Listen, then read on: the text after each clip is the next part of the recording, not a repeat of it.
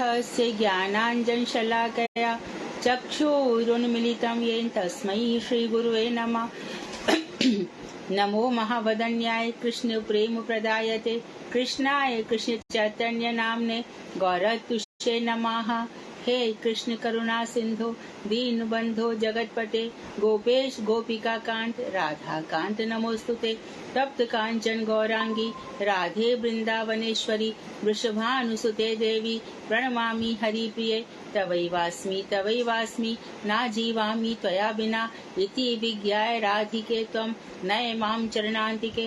गुरुवे गौरचन्द्राय राधिकायै तदालये कृष्णाय कृष्ण भक्ताय तद्भक्ताय नमो नमः। वाञ्छाकल्पतरुभ्यश्च कृपा सिन्धुभ्येव च पतितानां पावनेभ्यो वैष्णवेभ्यो नमो नमः। श्री कृष्ण चैतन्य प्रभु नित्यानंद श्री अद्वैत गदाधर शिवासादि श्री गौर भक्त वृंद।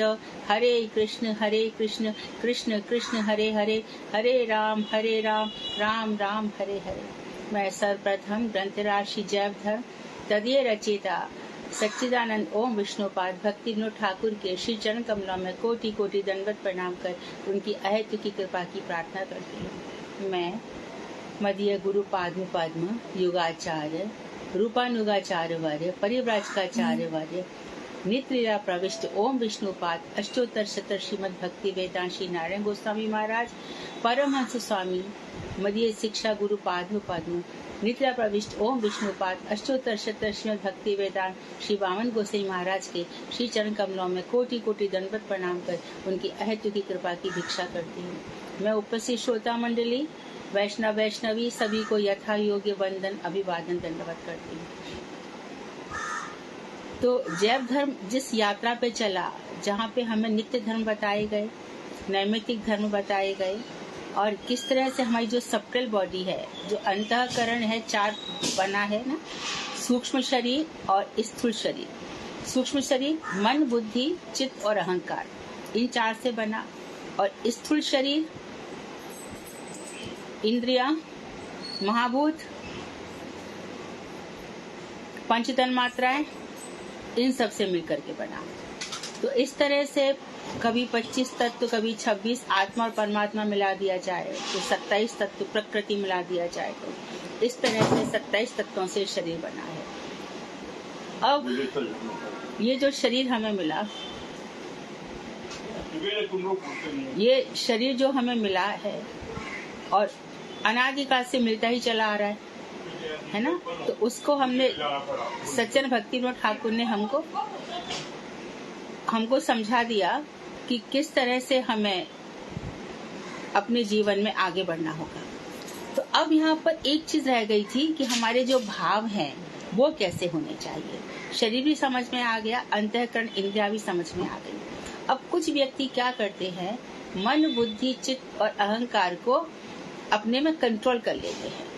मन बुद्धि चित्त और अहंकार को कंट्रोल में करते हैं, उसको इधर उधर भटकने नहीं देते, तो उनको योगी कह दिया जाता है। बड़े योगी हैं, बड़े शांत हैं, किसी भी स्थिति से प्रभावित नहीं होते, मान अपमान जीत हार सब में एक जैसे ही रहते हैं, उनको योगी कह दिया गया, बराबर है। फिर कोई बड़े ध्यान वाले होते हैं, ध्यान में लगे रहते हैं भगवान, लेकिन वो ज्योति का ध्यान कर लेते हैं, वहाँ गड़बड़ कर देते हैं। अच्छा, और कुछ लोग ऐसे होते हैं कि एकदम बिल्कुल कर्मी होते हैं, कर्म में ही विश्वास करते हैं। आज ये हमारे पिताजी ने कहा है, हमारी कुल देवी में ऐसा होता है, हमारे कुल में ऐसा, वो ये भूल जाते हैं कि हम कितने ही जन्मों में ना जाने किसके कुल में जन्म लेते रहते हैं। वो ये भूल जाते कि कुल कोई नहीं है, हमारे कर्मों का ही परिणाम है। अकेले आए थे, अकेले जाएंगे, कुल तो किसी का है ही नहीं। कुल में तो ज्यादा लड़ाइयाँ होती हैं। जिस कुल को हम अपना समझते हैं वहाँ भाई भाई बहन पिता बेटा सब में लड़ाई हो रही है, तो कुल को तो मान ही नहीं सकते। कोई समझदार व्यक्ति कुल को अपना नहीं मान सकता। सबसे ज्यादा धोखेबाज कुल वाले ही होते हैं, बाहर का आदमी क्यों धोखा देगा। अच्छा, फिर हम कभी कभी अटक जाते हैं कि समाज में हमारी प्रतिष्ठा हो, हम तब भी भूल जाते हैं समाज किसका हुआ है। जब तक समाज को कुछ लेना देना होगा, समाज आपके साथ खड़ा है। किसी समय चोट आने दो, दुख आने दो, वो समाज के लोग कहाँ से खिसक जाते हैं। लेकिन भक्तों का जो जीवन होता है उसमें भगवान की कुछ कृपा रहती है। भगवान देखते हैं कई जन्मों से मुझे प्राप्त करने की कोशिश कर रहा था, तो भगवान फिर उसके जीवन में खुद अंदर आकर प्रेरणा देते हैं कि जाओ, तुम यहाँ चले जाओ। जब गुरुदेव की मधुर स्मृतियां कार्यक्रम आ रहा था तो हम कितने ही भक्तों के मुख से कुछ कुछ सुनते थे, कोई कैसे उनके पास पहुंचा। तो हम देखते हैं कि जिसके भाग्य में था वही नारायण गोसाई महाराज के पास पहुंचा था, और जिसके भाग्य में नहीं था तो स्वामी महाराज भी थे, बावन गोसाई महाराज भी थे, बड़े बड़े उस समय जो तत्कालीन लोग थे।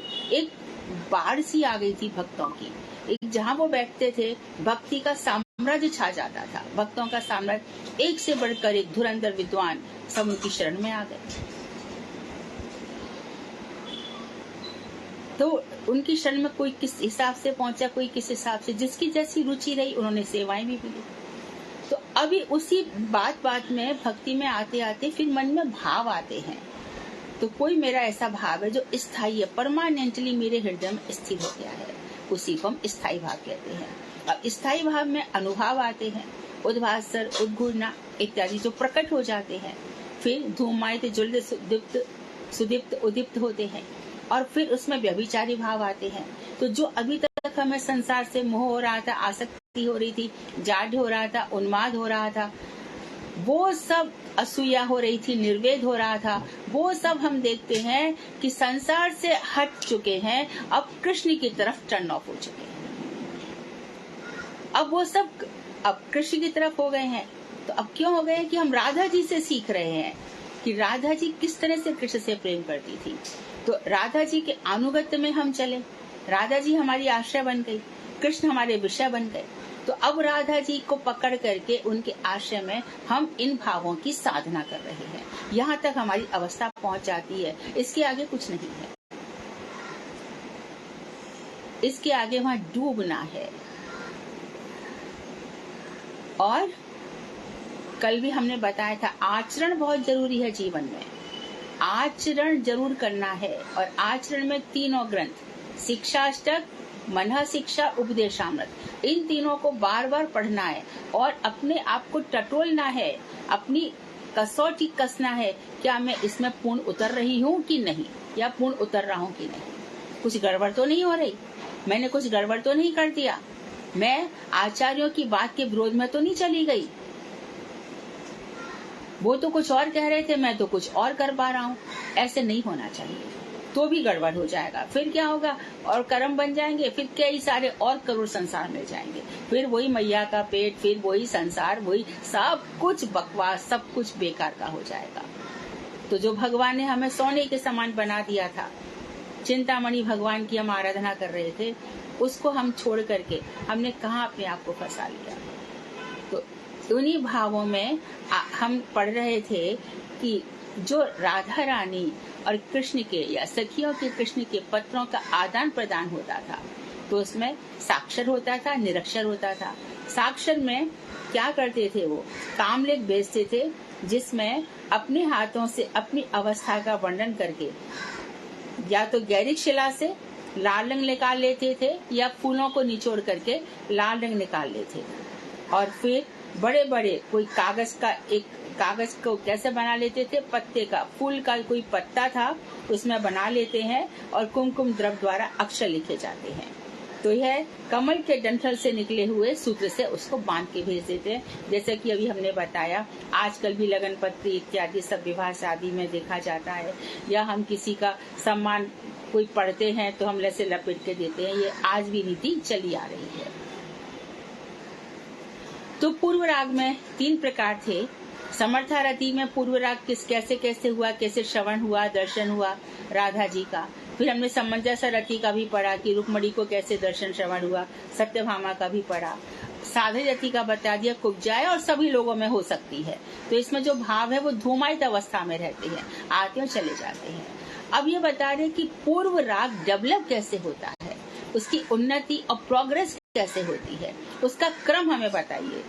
तो कह रहे हैं कि किसी किसी का सब कहना है कि सबसे पहले लव एट फर्स्ट साइट, पहली नजर में प्रेम होना। कृष्ण को देखते ही पागल हो जाना, नयन प्रीति आंखों से, है ना।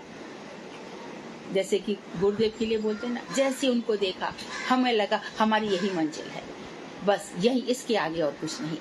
एक, है ना, एक दृष्टि में ही प्रेम हो जाता है। उसके बाद फिर वो चिंतन होने लगता है, अर्थात उसमें चिंतन होता है दिन रात। तो कैसे दिखते थे, है ना, कैसी नीली आंखें थी, कैसे ये था। तो महाराज जी एक दफे पूछा, अरे तुम हमें क्या देखती हो? तो मैं, गुरुदेव आपके यहाँ पे मेरी सामर्थ्य तो नहीं थी, परंतु उस समय जो अनुभव हुआ, हम दीनहीन कीड़े से भी, विष्ठा के कीड़े से भी निम्न है, लेकिन मुझे दिखाई दिया कि गुरुदेव के यहाँ पे राधा और यहाँ कृष्ण ऐसे, गुरुदेव मुझे यहाँ पे राधा और कृष्ण दिखाई दे रहे। ठीक है, वे ठीक है।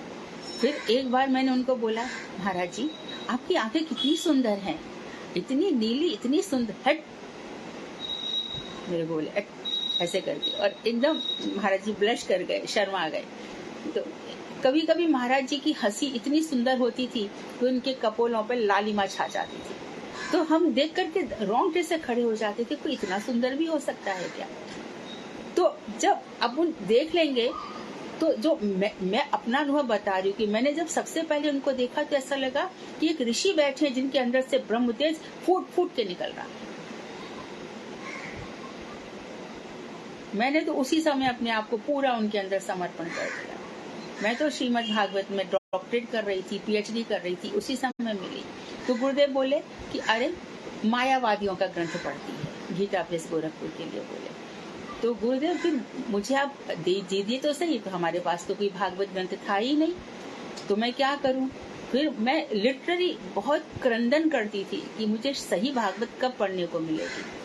तो बस एक दिन गुरुदेव बोले कि बेटी तुम ये श्रीमद् भागवत का अनुवाद करो। गुरुदेव मुझे बंगला कहाँ आती है, अब तक कैसे सीखा, किससे सीखा, सब आपसे ही सीखा, तो ऐसे ही समझो। और बस चक्रवर्ती ठाकुर सती प्रभुपाद उनके अर्थ हृदय में प्रकट होते चले गए। कहने का तात्पर्य क्या है, अपन की निष्कपट हो, निष्कपट रूप से जो भक्ति करना चाहेगा, गुरु जी की और कृष्ण की आंखों से बच नहीं पाएगा। उस पर कृष्ण कृपा करे बिना मानेंगे ही नहीं। फिर हमें प्रोसेस में चलना पड़ेगा, और उस प्रोसेस को बताने के लिए श्रीमन चैतन्य महाप्रभु, कृष्ण ही महाप्रभु बनकर आए और बताया कि ऐसे ऐसे जीना पड़ेगा। जो शिक्षास्त्र है, चेतो दर्पण मार्जनम के जो 8 श्लोक है, वो जीवन में उतारना पड़ेगा। तो एक क्रम है। तो यहाँ पे बता रहे हैं कि अभी कृष्ण से मिलन नहीं हुआ, कभी कृष्ण को देखा ही है। देखने के बाद चिंतन, रात दिन उनका चिंतन होता है, फिर आसक्ति होती है, फिर कृष्ण से नजर नहीं हटती, निष्ठा, रुचि, आसक्ति, बस भगवान श्री कृष्ण की बात है। जड़ भरत का मैंने बताया था कि उनको जो प्रेम था वो आसक्ति तक ही रह गया था। उसके बाद जो भाव भक्ति है, प्रेमा भक्ति है, प्रेमा भक्ति के बाद जो रूढ़ भाव है, अधिरूढ़ भाव है, फिर मोहन, मोदन, मादन है, यहाँ तक वो पहुंच ही नहीं पा रहे थे, गोपी भाव आ ही नहीं रहा था। तो भगवान ने उनको झटका दिया, फिर बाद में वो जड़ भरत बन गए, और इस तरह से उनका जो ब्रह्म ज्ञान था वो और भी ऊंचा हो गया। तो हमारा भी जब तक ये ज्ञान वहां तक नहीं हो जाएगा, अभी तो हमें गुरु वैष्णव समझ में भी नहीं आते कि ये क्या होते हैं, ये हम पे क्यों कृपा कर रहे हैं, क्यों भगवान ने अपने दूतों को यहाँ पर भेजा है कि मेरे बहुत सारे भक्त यहाँ वहाँ बिखरे पड़े, इनको बताओ, इनको समझाओ। कृष्ण बहुत दयालु है ना, करुणा सिंधु है, गुरु भी करुणा सिंधु है। नेक्स्ट होता है संकल्प, मिलना ही है। मैं हरि नाम लूंगी ही, दीक्षा लूंगी ही कृष्ण से, मैं मंदिर जाऊंगी ही, मैं नवदीप जाऊंगी ही, मैं कार्तिक मास में ब्रज मंडल परिक्रमा करूंगा ही। ऐसे संकल्प मन में आते रहते हैं। और फिर जब रात को सोने जाओ, वृंदावन धाम कैसा होगा, वहां पे फिर मैं गोकुल जाऊंगी और वहां से कभी लौट के नहीं आऊंगी। हमारे बम्बई में एक परिवार की महिला, बहुत प्रख्यात परिवार है, वो नाम लेने से मना करती है, तो कहती है मेरा ऐसा कब होगा जब मैं ये भूल जाऊंगी कि मैं इस परिवार से अटैच्ड हूँ, या मेरा इस परिवार से कांटेक्ट है, और मैं बरसाने की गली गली में राधे राधे पुकारती घुमा करूंगी।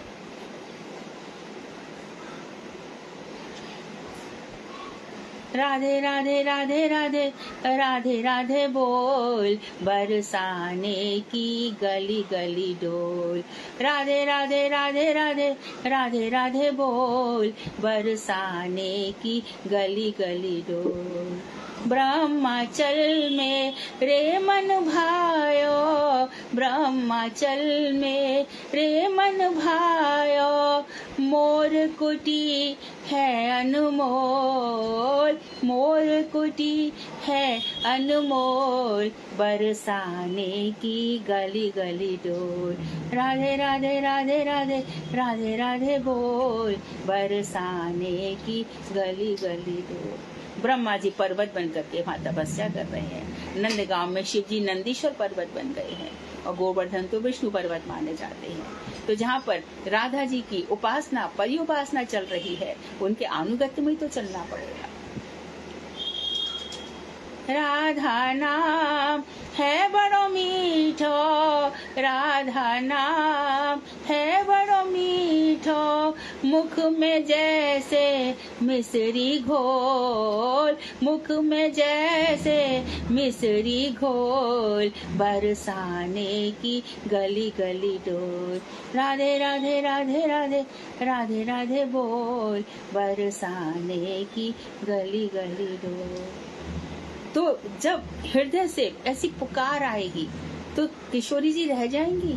जरा बरसाने के संतों से पूछो, कैसे सब कुछ छोड़ करके वहाँ पे देखो रमेश बाबा है, कितने ही लोग वहाँ पे चले जा रहे हैं, अनुभूतियां हो रही हैं, जो मंत्र जपे जा रहे हैं उनका रियलाइजेशन हो रहा है।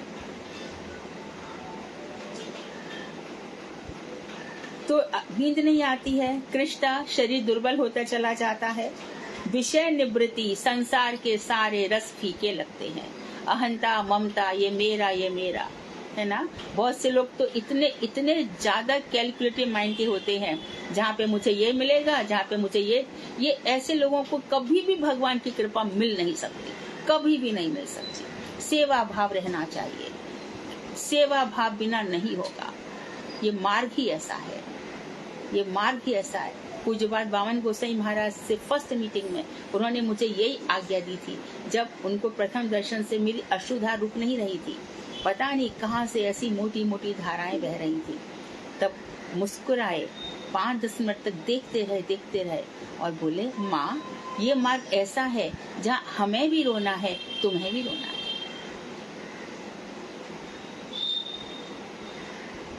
तो विरह की अनुभूतियां तो हों, नाम जपते जपते ऐसा तो लगे किशोरी जी क्यों मुझे डाल दिया संसार में, कब आऊंगी आपके पास, कैसे होगा मेरा।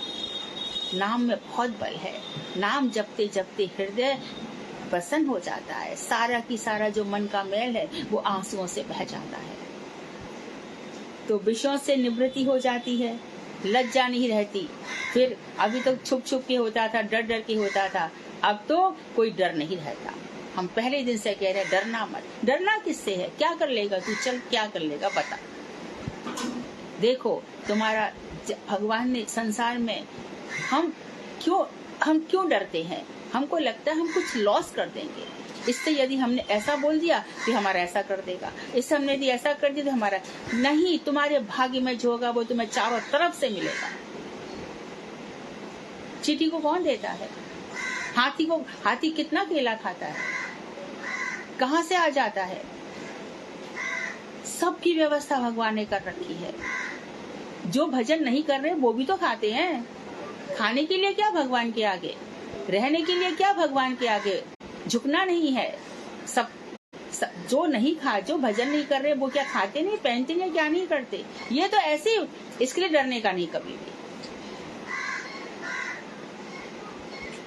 तो लज्जा नहीं रहती। उन्माद, जैसे राधा जी का उन्माद देखा, अंदर बाहर आती जाती हैं, दिन रात चैन नहीं पड़ता, मूर्छा फेंट हो जाती है भगवान का नाम ले ले करके, और मृत्यु। इस प्रकार क्रम दशा हुआ करती है या काम दशा। तो ये जो सच्चा काम है ये काम है, ये चिन्मय काम है, पूरा की पूरा कृष्ण के लिए। श्याम मन श्याम तन श्याम ही हमारो धन, उधो आठो याम हमें श्याम ही सो काम है। हमने है श्याम दे है श्याम ही हमारो गे, जोग कहाँ राखे जहाँ रोम रोम श्याम है। पग पग में रोम रोम में। तो नायक और नायिका दोनों में पूर्व राग होता है। नायक भगवान ने श्री कृष्ण ने राधा जी को देखा और राधा जी श्री कृष्ण को देखती है, उनमें पूर्व राग होता है। परंतु कह रहे हैं कि पहले नायिका में, पहले स्त्री में बता रहे, पहले भी बताया कि स्त्री में प्रेम, हृदय में प्रेम बहुत होता है। तो भगवान श्री कृष्ण की प्रेम जो है वो समर्था रति तक नहीं पहुंचता, उनका समंजसा तक रह जाता है, क्योंकि इतने सारों को देखना होता है, इसलिए वो ऋणी बन जाते हैं। तो पहले नायिका में और पीछे से नायक कृष्ण में पूर्व राग उदित होता है। तो ये लव एट फर्स्ट साइट ऐसे आगे कैसे बढ़ेगा, मिलन से पहले चीरहरण तक लीला तक हम पहुंचे। चीरहरण गोवर्धन धारण लीला मिलन से पहले की है। काल्य मर्दन लीला भी है, तो खूब गोपियों को आकर्षित किया है अपने सुंदर सुंदर लीलाओं के द्वारा भगवान ने, और गोपियां उनकी तरफ देख करके आकर्षित हो गई हैं। हमारे गोस्वामी ने बड़े सुंदर वर्णन किए हैं कि भगवान श्री कृष्ण जब अपनी उंगली पर गोवर्धन धारण कर रहे हैं तो उनके जो हाथ की लालिमा है वो सबको आकर्षित कर रही है। और यहाँ पे उन्होंने कमर पे हाथ रखा हुआ है, तो वो लोग वर्णन कर रहे हैं कि जो कांख से लालिमा निकल रही है और जो त्रिभंगी मुद्रा है उसमें से लालिमा, कमल, पूरा शरीर कमल के समान है, नील कमल, और उसमें से लालिमा निकलती है। लगता है कि कमल ने भी लालिमा माने भगवान की आंखों से ही चुराई है। ये कभी कभी अपने ठाकुर जी को कमल की मालाएं पहनाया करो इन्हीं भावों के साथ। ये ठाकुर जी के आंख भी कमल के समान है, मुख भी उनका कमल के समान है, पूरा की पूरा शरीर है ना। और कभी कभी हम श्रृंगार करते हैं कि ठाकुर जी के कैसे झलमल निकलती है, और हम आरती में भी वही गाते हैं कि झलमल झलमल, कैसे झलमल झलमल सब हो रहा है। तो ठाकुर जी कितने दिव्य हैं, किशोरी जी कितनी दिव्य हैं। एक नीलमणि है, एक स्वर्ण कांति है, दोनों वहां पर बैठे हुए हैं।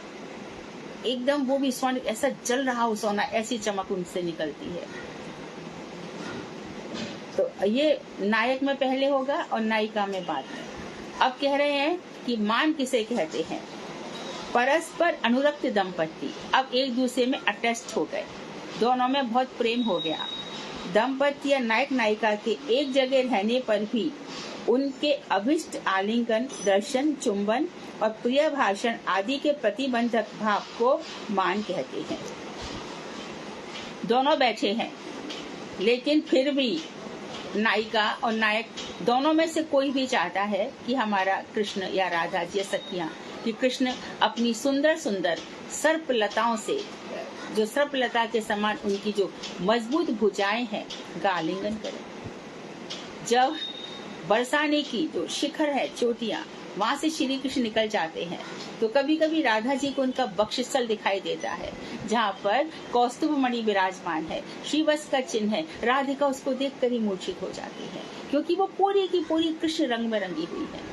तो अब दोनों बैठे हुए हैं, लेकिन जाने क्या हो गया, ऐसी कौन सी घटना घटित हो गई कि ना तो दोनों आलिंगन कर पा रहे हैं, ना एक दूसरे का चुम्बन कर पा रहे हैं, और फिर बैठकर भी मुख मोड़ लिया है, और प्रिय भाषण, ना कुछ मधुर वार्तालाप हो रहा है, ना मीठी मीठी बातें हो रही है। तो इसमें जो कौन बाधा दे रहा है, मान, रूठ गए। इसमें मान आ रहा है, मान बाधा दे रहा है, रूठना, रूठ गए। अरे कभी तो ये मान, आगे बताएंगे ये मान का आशय क्या है। मान का आशय गहरा प्रेम, बहुत प्रेम। जैसे संसार में साधारण हम प्रेम देखते हैं कि वहाँ पे स्त्री पुरुष तो सब स्टेज पे डांस वांस हो गया, सब देख लिया सब, और फिर स्त्री घर में आती है, स्टेज पे सबके सामने तुमने बहू को देख लिया, अब घर पर आकर कह रहे हैं कि बहू तुम्हारी मुंह दिखाई होगी और तुम तो घूंघट करके बैठ जाओ। तो नंद बेचारी सब हंसने लगती है कि सबको तो देखा है, और भाभी आप जरा घूंघट कर लो, दादी आने वाली है। भाभी अभी, अरे सबके सामने देख तो लिया। और वैसे ही यदि पति पत्नी में, भैया घूंघट कर, सब तो देख लिया, अभी क्या घूंघट करना है। लेकिन फिर भी तो जब प्रेम इतना बढ़ जाता है तो आपस में कभी छुप गए, कभी मिल गए। जैसे संसार में थोड़ा बहुत हम छाया मात्र देखते हैं, वहाँ पे नित्य जगत में ऐसे है। तो प्रणय में अनुरक्त है। इसका आशय क्या है? मान का आशय प्रणय है। प्रणय के पहले यानी कि जो स्नेह, राग, अनुराग, प्रणय, स्नेह, मान, तो इस प्रणय अवस्था आएगी, उसके बाद ये मान आएगा, उसके पहले नहीं आएगा। एक किसी की कथा आती है कि उनको इतना प्रणय भगवान से हो गया था कि उनको याद नहीं आ रहा, वो कुछ तो उनको चोट लगी थी, तो सेवा करने जा रहे थे, तो उन्होंने कहा कि मुझे बलराम नहीं गिराया, आज मैं बलराम जी का पूजन ही नहीं करूंगा। बंशीदास बाबा जी का था या उनका ही था। तो वो एकदम पूजा, और कभी कभी तो उनको एकादशी भाव में ऐसे डूब जाते थे कि 4-4, 5-5 दिन तक उनकी एकादशी होती थी। तो ये अवस्था उन लोगों की है। साधन दृष्टि समझ गए तो हमारा उत्पात हो जाएगा, उपद्रव हो जाएगा, सर्वनाश हो जाएगा। ये बहुत चिन्मय भाव है। इनमें घर संसार सब छूट जाता है, और बस निष्ठा, रुचि, आसक्ति तक भी नहीं, कहां से कहां। ये बहुत ऊंचे भाव है। तो प्रणय के पहले मान नामक रस नहीं होता, होने पर संकोच होता है। मान 2 प्रकार का होता है, सहेतु या सहेतुक और निर्हेतु, यानी कभी तो कुछ कारण होता है और कभी कुछ कारण नहीं भी होता। तो बताए सहेतुक मान किसे कहते हैं?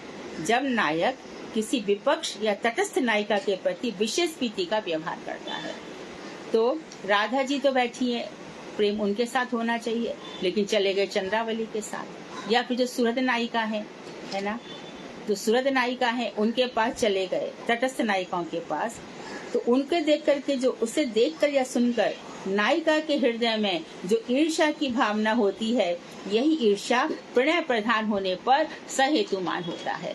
तो बस भगवान कृष्ण आके तो बैठ गए, लेकिन मन में तो ईर्ष्या है कि तुम उससे मिलकर आए, या ही माधव या ही केशव। केशव यहाँ से जाओ, माधव यहाँ से चले जाओ, ये मान है। प्रिय चारुशीले तजो मानु प्यारा, मान छोड़ दो प्रिय चारुशीले, तुम तो कितने सुंदर चरित्र वाली हो। पर राधा जी तो इसका हेतुक मान है, इसमें रीजन है, मेरे होते हुए भी आप दूसरे के साथ चले गए। यही ईर्ष्या प्रणय प्रधान होने पर सहेतुक मान होता है। इस विषय में प्राचीन मत यह है कि स्नेह के बिना भय नहीं होता, प्रेम होता है, स्नेह होता है, वहीं पर भय होता है, और प्रणय के बिना ईर्ष्या नहीं होती। यानी स्नेह होगा, स्नेह के बिना भय नहीं होता। जब प्रेम होता है तो भय होता है, पता नहीं कहाँ गए, किधर गए, कहाँ से मिलने चले गए, आए क्यों नहीं अभी तक, इधर उधर तो नहीं चले गए, तो ये भय होता है। और फिर जब तो स्नेह और भय को कनेक्ट किया, और यहाँ पर कह रहे हैं जब प्रणय बहुत होता है, अभी तो हमें क्या ईर्ष्या होगी, हमें क्या फर्क पड़ रहा है, वो राधा जी के पास जाए, चंद्रावली के पास जाए। लेकिन जब हमें राधा जी के प्रति पूर्ण रूप से आश्रित हो जाएंगे, जैसे कि रघुनाथ दास गोस्वामी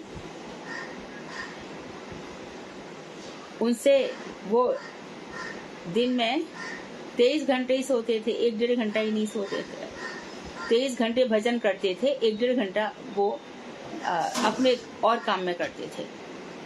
तो 22.5 घंटे वो भजन ही किया करते थे राधा जी के नाम का। और थोड़ी बहुत 1 या 2 दोना, 1.5 छटाक छाछ ले लिया करते थे। तो एक दिन एक बाबा जी उनको एक बड़े दोने में छाछ लेकर आ गए।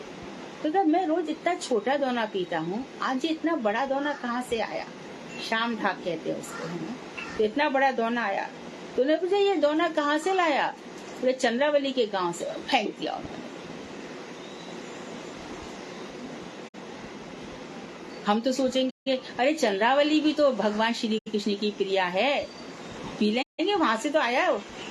लेकिन ये वहां पर उस अवस्था में आएगा जब संपूर्ण रूप से राधा जी का आश्रय हो जाएगा, यावत आश्रय वृत्ति हो जाएगी, संपूर्ण रूप से आश्रय राधा जी का होगा, तब ये अवस्था आएगी। तो प्रणय में ईर्ष्या होगी। अतएव हर प्रकार का मान नायक नायिका का प्रेम प्रकाशक होता है। तो जो मान है इसको रूठना मत समझो, ये प्रेम प्रकाशित हो रहा है। हृदय इतना ज्यादा, तो गोपियों ने मान किया है ना। मान कहाँ पे हुआ था? गोपी गीत में कहते ना, जब राधा जी ने देखा कि जितना प्रेम ये मुझसे करते हैं उतना ही सारी गोपियों से करते हैं, तो बस वहां से छोड़ के चली गई। तो राधा जी का तो मान शमन किया है भगवान ने, और बाकी सबको घमंड हो रहा है कि हम जरा सा ही, थोड़ा सा ही कुछ हमारी थकान आती है तो कृष्ण अपने दुपट्टे से हमारा पसीना पोंछते हैं, और जरा भी मुझे थकान होती है तो कृष्ण मेरा हाथ पकड़ लेते हैं। तो उन लोगों को अपने भाग्य पर घमंड आ गया। तो भगवान ने उनका, तो जो गोपी गीत है उसके पीछे दो रीजन थे। जो गोपियां थी उनको सौभाग्य गर्भ हुआ था, और राधिका जी को मान हुआ था। तो मान शमन, तो प्रणय इतना है कि मेरे अलावा और किसी के साथ, तो वहां से चले गए। और जब देखा कि भगवान के, राधा जी कह रही हैं कि चलो, तो अब मुझसे चला नहीं जाता कृष्ण, तो भगवान ने उनको अपने कंधे पर बैठाया। इसके पहले ही थोड़ी देर चले और वहां से एकदम उनको छोड़ करके चले गए। तो गर्व तो वो किसी का भी नहीं सहते।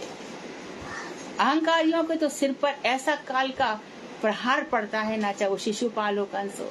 घमंडियों के घमंड को तो नीचा करके खत्म कर देते हैं। आप एक घमंड के वचन बोल के तो देखो, इतना बड़ा पहाड़ लाकर खड़े कर देंगे, जी नहीं पाओगे यदि कृष्ण की कृपा है। कृष्ण की कृपा नहीं है तो इस घमंड के कारण लाखों जन्म और हो जाएंगे। इसे गर्व मत करना। जरा सी भी सेवा की तो हमने ऐसा किया, उसका गान किया, सेवा चकनाचूर। एक हाथ से सेवा करो, दूसरे हाथ को पता भी ना चले। तो ये जो प्रणय के बिना बहुत प्रेम होता है तब ईर्ष्या होती है, और अतएव हर प्रकार का जो मान है नायक नायिका का प्रेम प्रकाशक होता है। इसमें उन दोनों के बीच में कितना प्रेम है ये दिखाया जा रहा है। जिस नायिका के हृदय में सुसख्य आदि भाव विराजमान होते हैं, जिस नायिका के हृदय में सख्य आदि विराजमान होते हैं, वही नायिका अपने प्रति अनुरक्त नायक को किसी दूसरी युक्ति के प्रति प्रीति करते देख बेचैन हो जाती है। तो सख्य और मैत्र दो प्रकार के भाव आए, है ना। सखी में जो सुसख्य अपनी सब बात को अपनी सखी को कह देती है। राधा जी ललिता जी से कुछ कहने में घबराती थी, लेकिन जो विशाखा थी वो सेम डे में ही पैदा हुए थे, इसलिए समवयस्क होने से, समान एज होने से राधिका जी बहुत कुछ विशाखा के साथ अपनी हृदय की बात बता लिया करती थी। तो इसमें क्या है, जब नायिका देखती है कि मेरे प्रति तो अनुरक्त है ही और ये दूसरे युवती के प्रति भी प्रीति करता है, तो बेचैन हो जाता है। विफल रूप नव यौवन मेरा, जो न उन्हें ये भाए।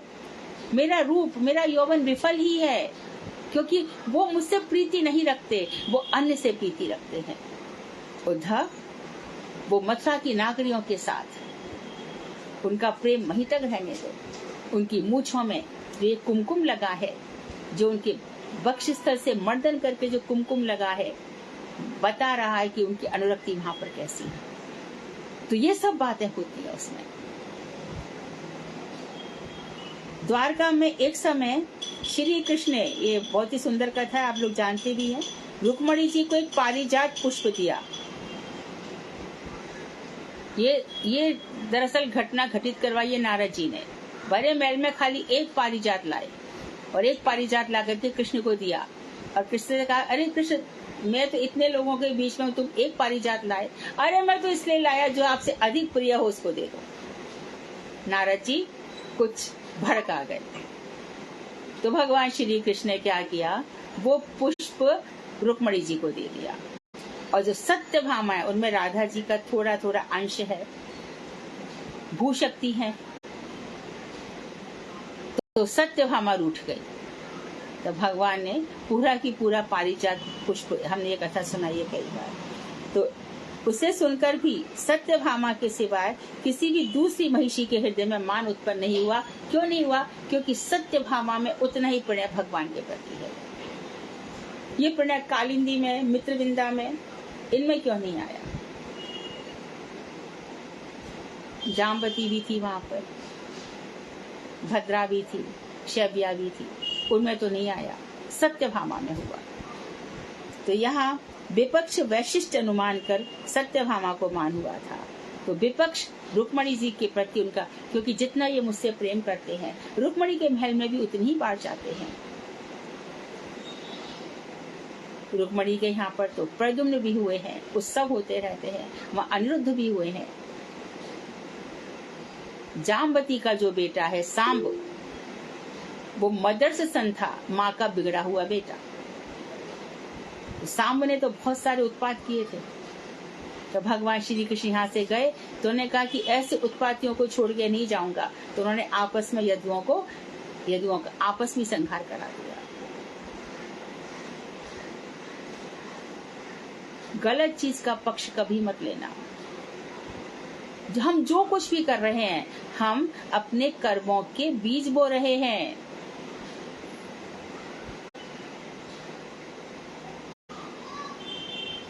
तो वहां पे विपक्ष का अनुमान कर लिया। तो विपक्ष वैशिष्ट अनुभव कितने प्रकार के होते हैं? तो उन्होंने कहा कि विपक्ष वैशिष्ट अनुभव भी एक तो सुना है, एक देखा है और एक अनुमान हो गया। विपक्ष के साथ कितना प्रेम चल रहा है, कभी सुन करके होता है, कभी देख करके होता है और कभी अनुमान होता है। कि शुद्ध कैसे कहते हैं कि कोई प्रिय सखी जब शुभ पक्षी के मुख से सुनने को शुद्ध विपक्ष वैशिष्ट कहा जाता है। कोई सखी आकर बता जाती है या कोई शुभ पक्षी आकर के बता जाता है। तो कभी कभी आपने शुभ सारी का संवाद सुना होगा, तोता मैना का संवाद। वो तो अच्छा ही है कि शुभ कहते हैं कि मेरे श्री कृष्ण मोर मुकुट पहनते हैं। तो वहां पर सारिका कहेगी तेरे कृष्ण मोर मुकुट पहनते तो क्या हुआ, झुका तो मेरी स्वामिनी के प्रति ही रहता है ना। भगवान का जो मुकुट है वो वाम भाग में झुक रहा है राधा जी की तरफ। तो श्री कृष्ण मेरे मदन मोहन है, तो मेरी जो स्वामिनी जी है वो मदन मोहन को भी मोहित करने वाली है। तो इस तरह से बातें होती हैं। तो कभी शुभ पक्षी आकर के कुछ बता जाता है कि कृष्ण कहाँ पर है, तो उस समय सुन करके इसको विपक्ष वैशिष्ट कहते हैं। और कभी अनुमित होता है, जैसे कि भोगांक, कोई नायिका है तो भगवान श्री कृष्ण आए और आपके गीत गोविंद भगवान श्री कृष्ण की आंखें लाल हो रही हैं, रात भर जगे नहीं है, तो उन्होंने किसी के साथ भगवान श्री कृष्ण ने भोग किया है, संभोग किया है। इसी कारण उनके थके हुए से दिख रहे हैं, जो बाल हैं वो बिखरे हुए हैं, पीताम्बर भी गिरा हुआ पड़ रहा है, मदमाती चाल से चले आ रहे हैं। तो अनुमान कर लिया जाता है। तो इसमें गोद स्खलन, विपक्ष की नायिका का नाम उच्चारण और स्वप्न दर्शन से जो अनुमान होता है, तो इसमें आएंगे। और आना तो उन्हें राधा जी के पास है, और लेकिन क्योंकि उसके पास से आए हैं तो वो बोल देंगे हे चंद्रानने, तो अनुमान ये वहीं से आए हैं, या हे श्यामले, ऐसे कुछ कह दिया तो। और या फिर स्वप्न में देख लिया, तो स्वप्न दर्शन से जो अनुमान होता है उसे अनुमित विपक्ष वैशिष्ट कहते हैं। प्रिय व्यक्ति तथा विपक्ष के शरीर में जो संभोग चिन्ह देखा जाता है, या तो श्री कृष्ण में देख लिया, जब विपक्षी किसी नायिका में देख लिया कि आज तो उसके चेहरे पे बहुत मुस्कान है, वो बड़ी प्रसन्न दिखाई दे रही है और वो हंसती है, खिलखिला रही है, आज उसके चेहरे पे उदासी नहीं है, कोई दुख नहीं है, जरूर इसने शाम के साथ रात बिताई है। ये भोगांक है, यानी अंक मतलब चिन्ह, भोग जिसका भोग हुआ है, ऐसे चिन्ह। तो विपक्ष की नायिका नाम उच्चारण कर, नायिका को जैसे हमने बता दिया अभी, बुलाने का नाम गोद स्खलन है। तो आए, नाम तो लेना था राधा जी का, और विपक्ष की नायिका का नाम ले लिया, शैव्य भद्रे। इससे नायिका को मरण से अधिक दुख होता है। मेरे पास आए हैं और नाम दूसरे का ले रहे हैं, तो मरण में जितनी पीड़ा नहीं होती, ये सुनकर पीड़ा होती है। तो अनुमित विपक्ष वैशिष्ट है। अब बता रहे हैं कि गोद स्खलन का उदाहरण बता दीजिए ना, नाम कैसे हुआ। तो बता रहे हैं कि एक समय कृष्ण श्रीमती राधा के साथ विहार करने के पश्चात अपने घर को लौट रहे थे। अकस्मात रास्ते में चंद्रावली से भेंट हो गई। श्री कृष्ण ने चंद्रावली को सामने देखकर कहा, यहाँ पर उल्टा हुआ, जो हम बता रहे हैं दूसरी घटना है, हे राधे, तुम कुशल से तो हो ना। कृष्ण की बात सुनकर चंद्रावली को गुस्सा आया। उसने कहा, मुझे देख करके राधे बोल रहे हैं। तो चंद्रावली ने कहा, हे कंस, तुम कुशल से हो ना? कृष्ण ने विस्मित होकर कहा, सुंदरी, तुम्हारा इस प्रकार विपरीत ज्ञान क्यों हुआ? अर्थात हे मूर्खे, यहाँ पर तुमने कंस को कहाँ देखा कि तुम कंस का कुशल पूछ रहे हो? तो चंद्रावली ने उत्तर दिया कि तुमने यहाँ राधा को कहाँ देख लिया? तब कृष्ण समझ गए ये तो चंद्रावली है और मैंने भ्रम से इन्हें ही राधा के नाम से संबोधित किया है। इस प्रकार अपना भ्रम समझकर वे बड़े लज्जित हुए और उन्होंने अपना मुख झुका लिया। साथ ही चंद्रावली की तत्कालीन ईर्ष्योत्थ वाक् चातुरी को देखकर कि देखो ईर्ष्या उसके अंदर इतनी थी, क्या वाक् चातुरी है, क्या मेरे बात का जवाब दिया है। मैंने तो इतना ही बोला था राजे, तो इसने भी मुझे जवाब दिया, हे कंस, तुम कुशल से हो ना, तुम कुशल से हो ना? अरे तुमने यहाँ पे कंस कहाँ से देख लिया? तुमने यहाँ राधा कहाँ से देख ली? तो ईर्ष्या से जो उत्थित भाव है, इसको देखकर भगवान मंद मंद मुस्काने लगे। और जिसने ये श्लोक लिखा, हमारे रूप गोस्वामी ने पदावली में कह रहे हैं कि ऐसे सुंदर भगवान और जैसे ठाकुर ठाकुरानी हमारी रक्षा करें, हम लोगों के भावों की रक्षा करें, ये सुंदर सुंदर भाव हमारे बने रहे। अब पूछ रहे हैं कि स्वप्न दृष्ट विपक्ष वैशिष्ट किसे कहते हैं?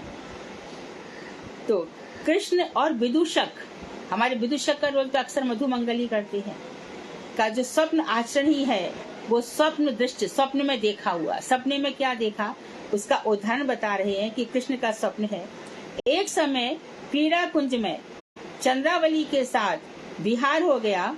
उसके बाद श्री कृष्ण चंद्रावली के साथ एक ही शैया पर सोते समय, अब वहां पर सो रहे हैं, विहार हो गया, भगवान श्री कृष्ण चंद्रावली के साथ, और सोते सोते स्वप्न में राधे को देख रहे हैं और बोल रहे हैं, हे राधे, मैं शपथ पूर्वक कह रहा हूँ कि तुम ही मेरी प्रियतमा हो, तुम ही मेरे हृदय में हो, तुम ही मेरे बाहर हो, तुम ही मेरे आगे और पीछे हो, और तो क्या कहूँ, तुम ही मेरे घर में, मेरे गोवर्धन में, शैल तट के वनों में, कंदराओं में, वनों में तुम ही विराजमान हो।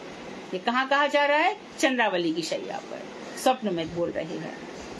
रात में श्री कृष्ण के मुख से स्वप्न वाक्यों को सुनकर चंद्रावली को मान हो गया, वो शैया से उठ खड़ी हुई। अच्छा, अब एक विदूषक का स्वप्न देख रहे हैं कि विदूषक ने क्या स्वप्न देखा? क्रीड़ा कुंज में, है ना, जैसे निधुवन है, सेवा कुंज है, या कुंज में भगवान विहार करते हैं। यहाँ शैया भी पत्तों की बनती है, यहाँ पे सब कुछ इनमें होता है, सब एकदम नेचर है। नेचर में, प्रकृति में भी भगवान श्री कृष्ण के दर्शन करना, जब आप एक फूल तोड़ोगी ना तो लगेगा कि कृष्ण की सेवा के लिए मैं तोड़ रही हूँ, तो पुष्प को जो तोड़ा है उसका जिसको कष्ट होगा ये अनुभव होगा।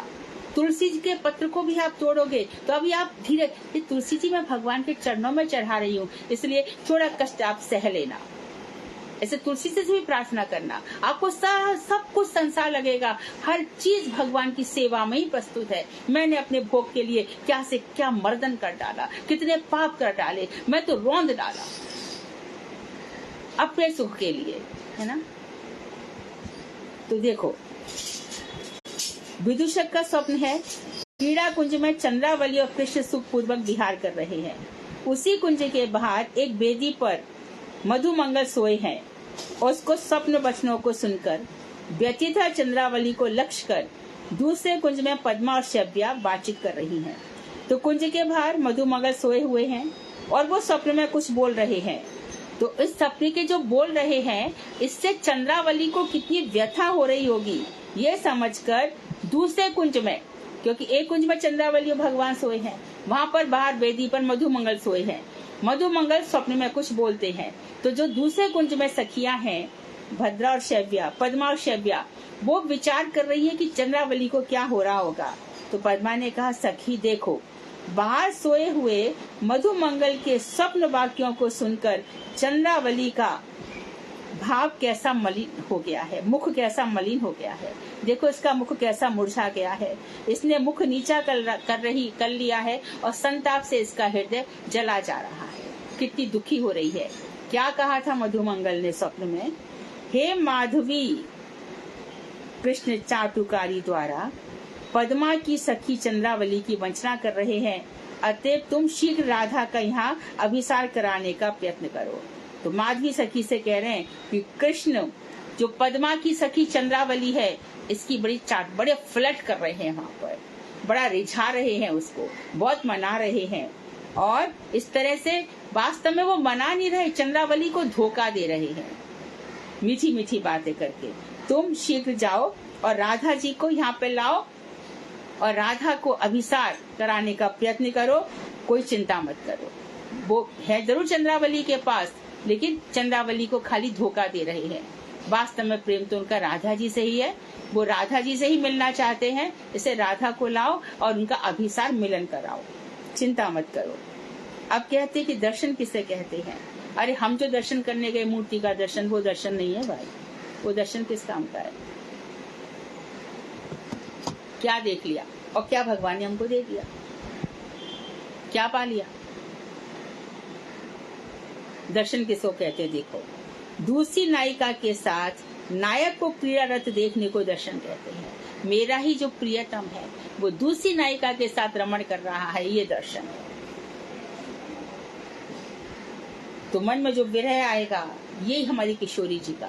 तो ये किशोरी जी को जो विरह होगा, उनकी जो पीड़ा है, उनका जो संताप है, उनकी जो व्यथा है, उनकी जो वेदना है, उसको हम जो फील कर रहे हैं, और फिर हमारा गुरु वर्ग उन्हीं को मिलाने की कोशिश कर रहे हैं। निकुंज यूनो रतिकेली सिद्धई या याली विरयुक्ति रपेक्षणीया तत्राति दाक्षत अति वल्लभस वंदे गुरोशी चरणारविंदम। निकुंजों में जो प्रियतम विराजमान है, रतिकेली सिद्धई, उनकी रतिकेली की सिद्धि करने के लिए जितनी भी युक्तियां हैं, जितनी भी अपेक्षित युक्तियां हैं, एक्सपेक्टेशंस की जा सकती हैं, उन सभी में मेरे गुरु बड़े दक्ष हैं। ये गुरु होते हैं। गुरु के इन भावों तक पहुंचना, कहां से पहुंचेंगे? अभी तो संसार का ही संग्रह करने में लगे हैं। प्रतिष्ठा, आशा, यानी क्या क्या चाहिए, दम्भ, मोह, पता नहीं क्या क्या। फिर ये बातें कहां से प्रवेश करेंगी?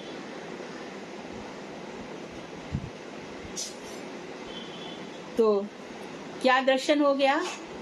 एक नायिका को दूसरी नायिका के साथ पीड़ारत देख लिया। ये तो हो गया सहेतुक मान, भाई कुछ रीजन रहे। अब निर्हेतुक मान किसको कहते हैं? जिसमें कोई हेतु नहीं होता। नायक और नायिका में कोई वस्तुतः कोई कारण नहीं है मिलने का। किसी प्रकार कारण आभास का आश्रय करके वह प्रणय ही वृद्धि प्राप्त कर निर्हेतुक मान अवस्था को प्राप्त होता है। अरे रूठी क्यों हो? कोई कारण तो हो, बस रूठने का मन है, हो गया। संसार में भी देखा जाता है।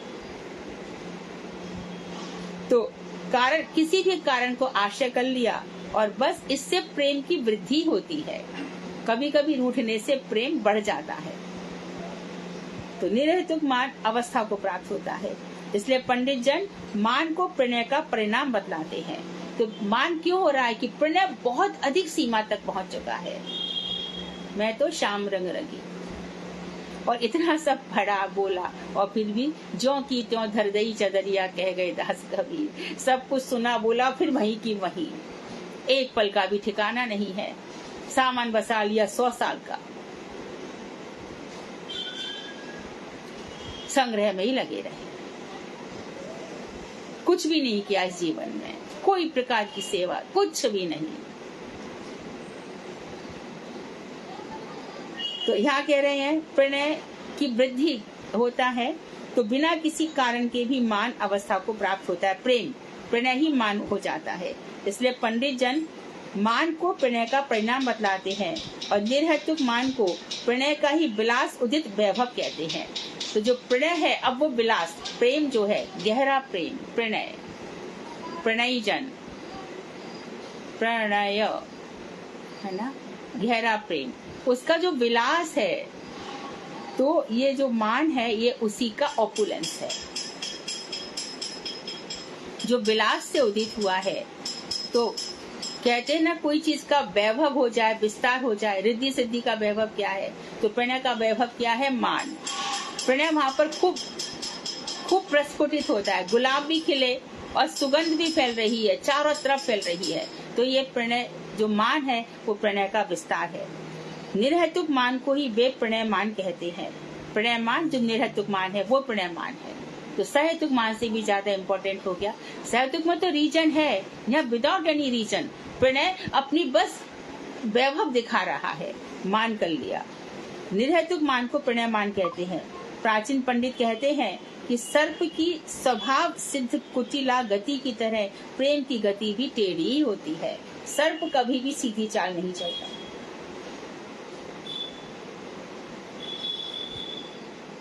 प्रेम की धारा ऐसी ही होती है। अरे कुछ तो रीजन हो, कुछ तो कारण हो। बोलते नहीं, कोई कारण, जैसे सर्प स्वभाव सिद्ध कुटिल होता है और प्रेम में भी इसी तरह से कृष्ण जाएंगे और राधा जी को मनाएंगे, कोई कारण भी नहीं होगा तब भी नहीं मानेंगे। जैसे मैंने एक बार कथा सुनाई थी ना, जब कृष्ण और राधा में हो गया, राधे तुम हमेशा रूठी रहती हो, कभी मैंने मान कर लिया तो बोले मैं तो ऐसी हंसा दूंगी आपको। देखो राधे तुम हंसा नहीं पाओगी, अच्छा तो मान करके देख लो। और कृष्ण जो मान किया तो वास्तव में राधा जी को खुश नहीं कर पाई। ये होता है निर्हेतुक मान, प्रेम की वृद्धि के लिए। तब जो यमुना जी है, यमुना जी को क्या है कि वो ब्रह्म द्रव है, हमेशा ही भगवान श्री कृष्ण की और केली क्रीड़ाओं की उनको अनुभूतियां होती रहती हैं। उनको याद रहती है हमेशा कि मेरे ही किनारे पर गोपी गीत गाया गया था, मेरे ही किनारे पर बलराम ने भी रास किया था, कृष्ण ने भी रास किया था। तो राधा यमुना जी इन्हीं भावों में डूबी रहती है। इसलिए जमुना जी में ऐसी मत चले जाना गाय और बस नहाए, हमने तो नहा लिया सब। डरो, समझो ये जमुना जी है क्या।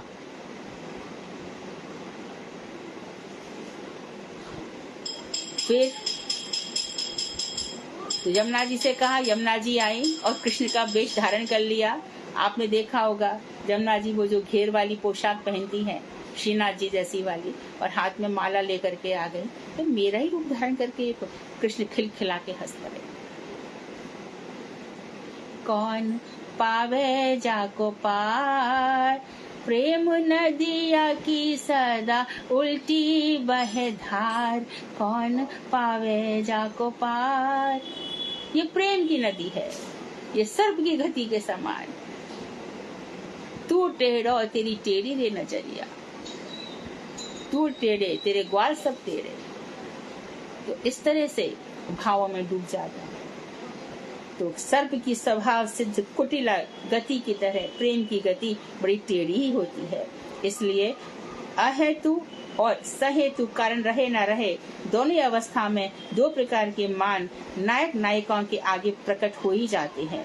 अभिथा भाव छिपाना, इसका व्यभिचारी भाव कौन सा है कि बस अंदर क्या चल रहा है वो बताया नहीं जाएगा, उसको गोपन कर लेंगे। गोपी कहती इसीलिए है कि वो गोपन करके रखती है, कंस तक पहुंच ना जाए बातें। इस गोपन, हर बात में गोपन करके रखती है। अपनी संपूर्ण इंद्रियों से भगवान श्री कृष्ण के मधुर रस का पान करती है, पर प्रकट नहीं होने देती। अच्छा, तो ये निर्हेतुक मान शांत कैसे होता है?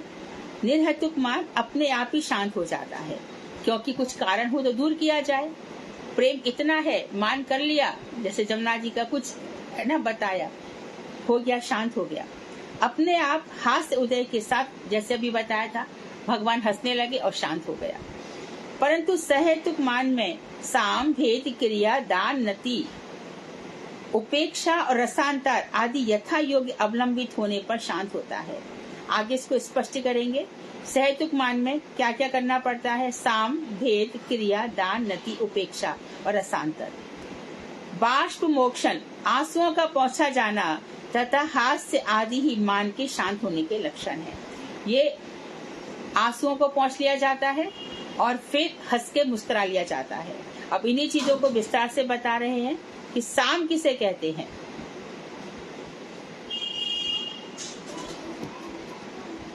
तो इस प्रसंग को कल करेंगे।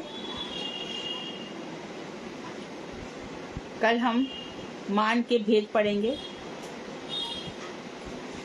वांछा कल्पतरुवश्य कृपा सिंधु वेवचा पतितानां पावनेभ्यो वैष्णवेभ्यो नमो नमः।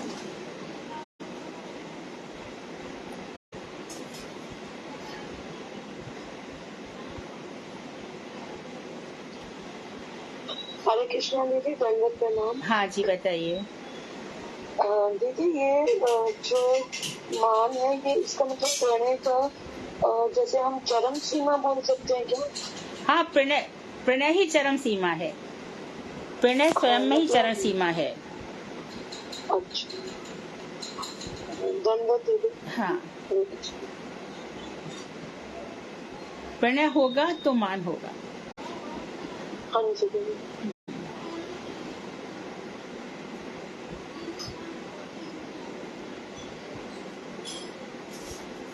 पूर्ण विराम। वाञ्छाकल्पतरुभ्यश्च कृपा सिन्धुभ्येव च पतितानां पावनेभ्यो वैष्णवेभ्यो नमो नमः। हरि हरि